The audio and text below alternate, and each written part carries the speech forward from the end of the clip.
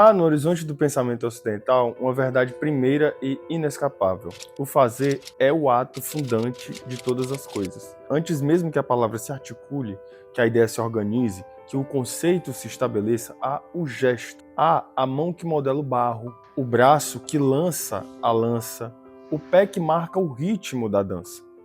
É na ação que a realidade se externaliza, saindo do limbo das possibilidades abstratas para ganhar a sua densidade e contorno no mundo sensível.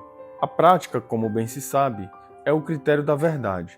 Não há verdade que não se ponha em exercício, que não se submeta ao teste do movimento, que não se arrisque na encruzilhada entre o desejo e a matéria.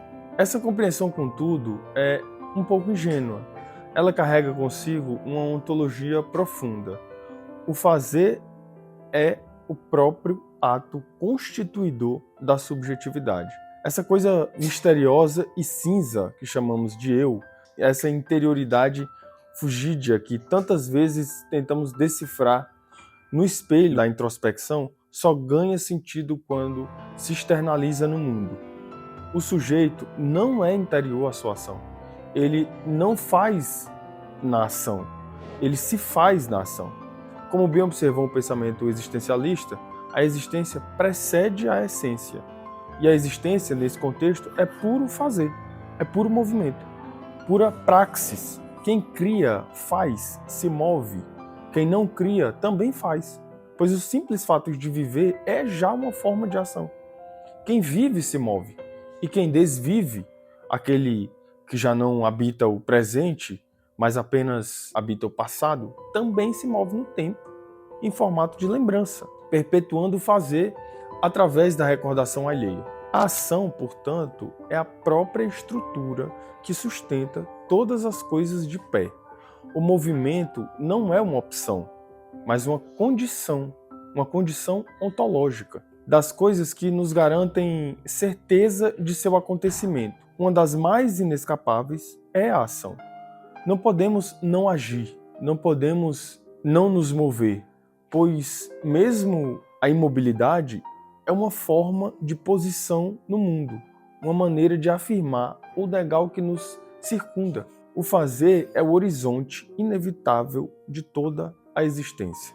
Para os gregos, em especial, esse fazer não era mera atividade instrumental, era técne, era frônesis. Me perdoe a palavra, que eu não sei falar mesmo. A técnica era o saber, a habilidade do artesão que conhece os segredos de sua matéria. A fronesis, por sua vez, era o saber prático, a sabedoria que orienta a ação ética no mundo, o discernimento que permite ao homem agir bem e justamente, não por obediência a uma norma externa, mas por uma compreensão íntima do que é virtuoso. A prática, então, era também, para o Ocidente, uma forma do conhecimento se transformar na própria ação. Ela era a própria fonte do saber de onde se pode investigar a verdade das coisas. O fazer não era antagônico ao pensar, era sua consumação, sua encarnação no tempo e no espaço. Todavia, essa harmonia primordial entre o ser e o fazer não resistiu às transformações históricas. O Ocidente, em seu desenvolvimento civilizacional, foi paulatinamente deslocando o eixo de sua compreensão do fazer. O que antes era epifania e saber prático começou a ser redesenhado pela lógica da utilidade. A pergunta fundamental deixou de ser o que esta ação revela sobre o ser, para se tornar para que serve esta ação. Essa transição foi abrupta, mas insidiosa. Ela se aninhou nas estruturas mesmas da cultura, nas formas de organização social, nos modos de produção. Com o crescimento das grandes cidades, a especialização do trabalho e o surgimento de relações comerciais mais complexas, o fazer começou a ser mensurado não mais pela sua qualidade intrínseca, mas por sua funcionalidade extrínseca. O objeto fabricado já não era admirado apenas por sua beleza, por sua habilidade técnica ou por sua capacidade de realizar uma necessidade concreta. Ele passava a ser valorado também, e com o tempo, sobretudo, por sua capacidade de ser trocado, de circular, de gerar um outro valor que não o seu uso imediato. A utilidade, assim, deixou de ser uma qualidade, assessoria para se tornar uma medida última do fazer.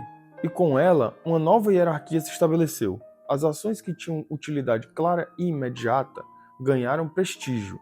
Aquelas que não se enquadravam nessa lógica, a contemplação, o ócio criativo, a arte desinteressada, o saber pelo próprio saber, foram paulatinamente relegadas às margens, vistas como luxos ou como atividades menores, quando não como franca inutilidade.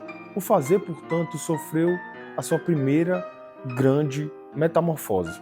Deixou de ser o ato constituidor do ser para se tornar um instrumento de uma funcionalidade exterior. Já não se fazia porque o fazer era bom em si mesmo. Fazia-se porque o fazer servia a algo. Porque o fazer produzia algo que, por sua vez, poderia ser usado ou consumido. Essa inversão foi sutil, mas as suas consequências foram profundas e irreversíveis. Mas a história não parou nesse primeiro movimento. A utilidade, por sua vez, também foi submetida a uma nova metamorfose, esta mais violenta e mais desumanizante. Com o advento do capitalismo e sua lógica de acumulação infinita, a utilidade deixou de ser definida pela capacidade de atender a uma necessidade concreta para se tornar o sinônimo de produtividade abstrata. O valor de uso, aquela qualidade intrinsecamente ligada à experiência sensível do objeto, o pão que se sacia a fome, a casa que se abriga do frio, a ferramenta que amplia a força do braço, foi paulatinamente usurpado pelo valor de troca.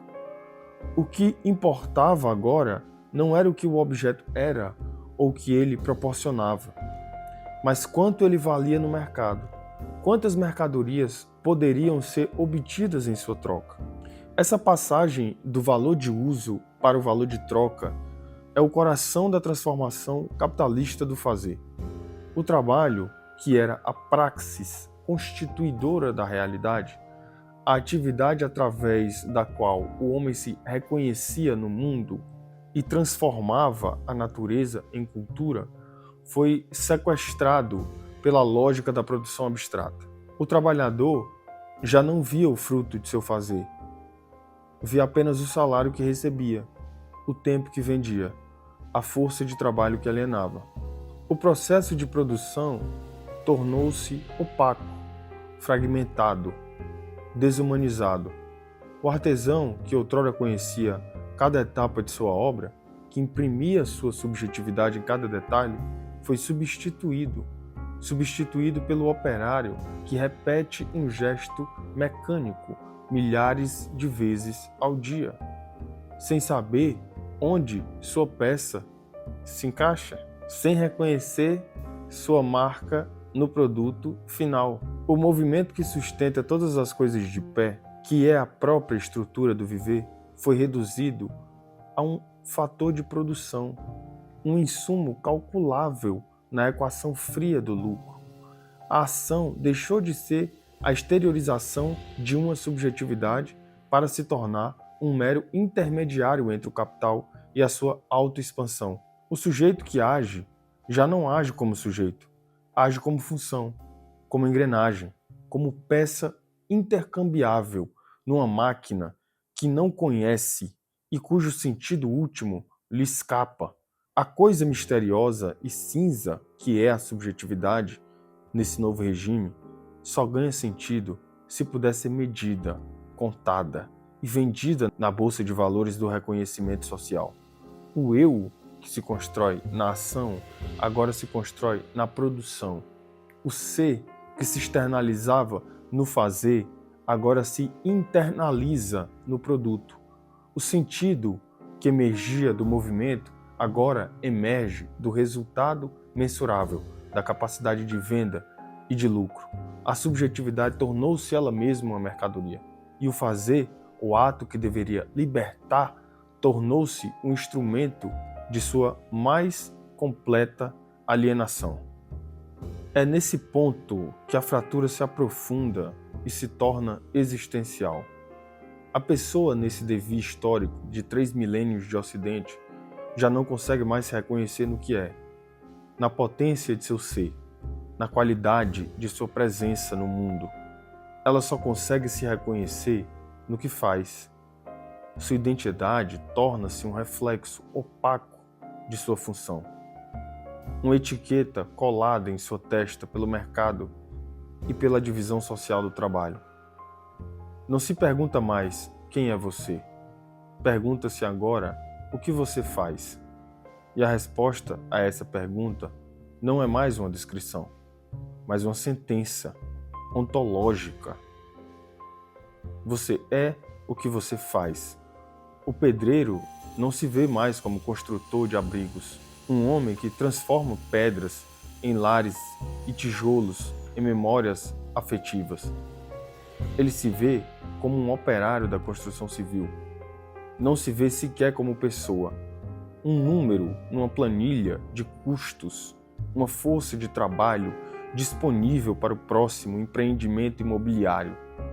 O médico não se percebe mais como um cuidador da vida, aquele que detém o saber e a técnica para aliviar o sofrimento e restaurar a saúde. Ele se percebe como um prestador de serviços de saúde, um profissional que cobra por consulta, que gera procedimentos, que tem metas a cumprir na rede de atendimento.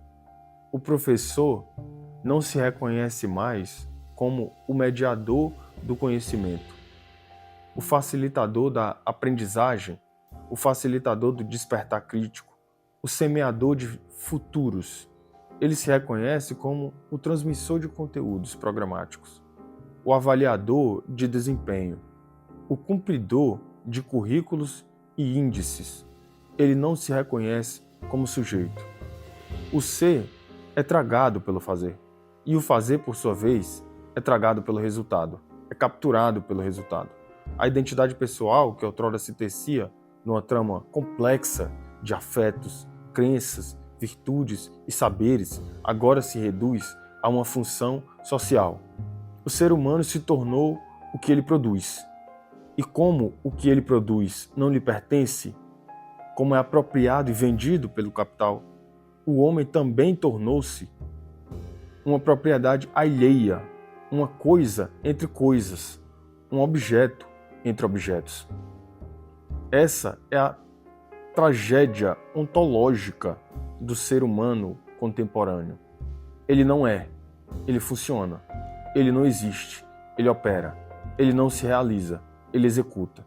E nessa execução contínua, nessa operação incessante, nesse funcionamento que não cessa, ele perde de vista a pergunta fundamental que o constitui como humano. A pergunta pelo sentido. O sentido já não está no ato, pois o ato é apenas um meio. O sentido está no resultado. E como o resultado é sempre postergado, sempre insuficiente, sempre aquém do que o sistema exige, o sentido também se posterga, se esvai, se torna uma promessa que nunca se cumpre. Essa transformação radical da relação do ser humano com seu fazer produz uma consequência talvez ainda mais perversa. A prática, o ato em si, se torna algo que não é nela mesma. Ela deixa de ser phronesis, o saber prático que ilumina a vida boa e orienta o agir ético, para se tornar um meio desprovido de fim intrínseco.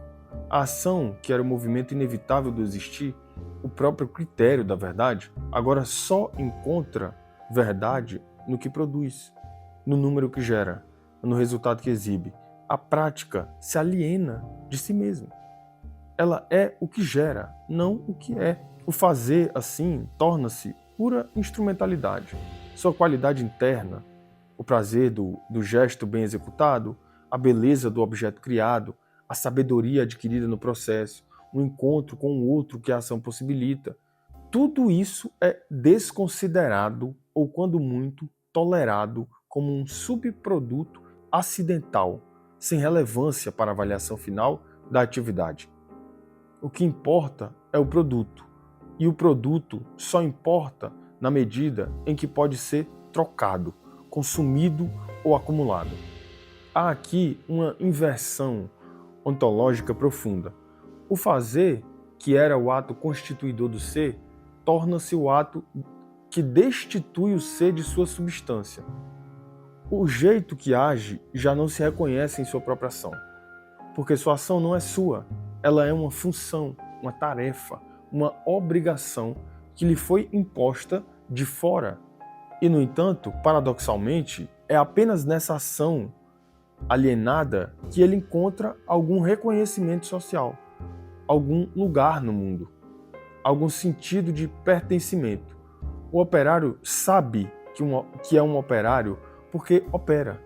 O escrituário sabe que é um escrituário porque escreve. O vendedor sabe que é um vendedor porque vende. Mas essa identidade é vazia, porque não emerge de uma escolha livre, nem de condições de possibilidade reais estabelecidas por si mesmo. Não de uma vocação autêntica, emerge de uma necessidade e de uma coerção. A prática, nesse contexto, torna-se o que poderíamos chamar de uma não prática. Ela é uma ação sem agente, movimento sem direção, esforço sem sentido. O homem se move, mas seu movimento é o de um autômato. Ele age, mas sua ação é de um fantoche. Ele produz, mas sua produção é de um fantasma. E nesse agir, sem produzir, sem pertencer, sem fazer, sem reconhecimento de si, a subjetividade se esvai, a identidade se fragmenta, a existência se torna insuportavelmente leve e, ao mesmo tempo, pesada. Leve porque é vazia de significado próprio, pesada porque é carregada de uma obrigação que não cessa. Assim, o homem contemporâneo dança uma coreografia estranha e dolorosa. Ele se movimenta freneticamente, mas seu movimento é de um sonâmbulo que só se reconhece no eco da sua produtividade. A verdade de sua existência, que outrora se punha em exercício no ato criador e na ação virtuosa, agora se esgota na posse do fruto. O fazer, que um dia foi ato constituidor de todas as coisas, é o lugar onde a subjetividade e o lugar onde a subjetividade ganhava densidade e textura tornou-se o mais cruel dos espelhos. Um reflexo que deforma a imagem do ser humano ao mostrar-lhe apenas o que ele tem e não o que ele é. O sujeito moderno, herdeiro de todo o desenvolvimento do Ocidente e de toda a lógica capitalista que o atravessa, só se reconhece no resultado de seu fazer, porque o resultado é a única coisa que lhe devolvem como prova de sua existência. O salário no final do mês, o produto que sua linha de montagem ajudou a fabricar, o relatório que seu computador imprimiu, a avaliação de desempenho que seu superior lhe entregou, eis os únicos testemunhos de que ele esteve aqui, de que agiu, de que viveu. Sua subjetividade, sua interioridade, sua alma, se é que ainda se pode usar essa palavra, é um continente inexplorado, um deserto sem mapas, uma paisagem que ninguém vê, nem mesmo ele próprio. O movimento, que é a estrutura inevitável do viver, persiste, mas se tornou um deslocamento vazio, uma órbita sem centro, uma dança sem música. é uma memória do que a ação poderia ter sido, mas que se perdeu no caminho, entre a intenção e o resultado, entre o desejo e a utilidade, entre o ser e a produção. O sujeito, exilado de si mesmo, só encontra seu nome na fratura do que executou, só vê seu rosto no extrato bancário do que acumulou, só ouve sua voz no ruído das máquinas que opera. Meu nome é Samuel Sadan. Se você gostou desse vídeo, curte, comenta, compartilha. Esse é o canal Antropocensus, para te mostrar o jeito que a antropologia pensa as coisas.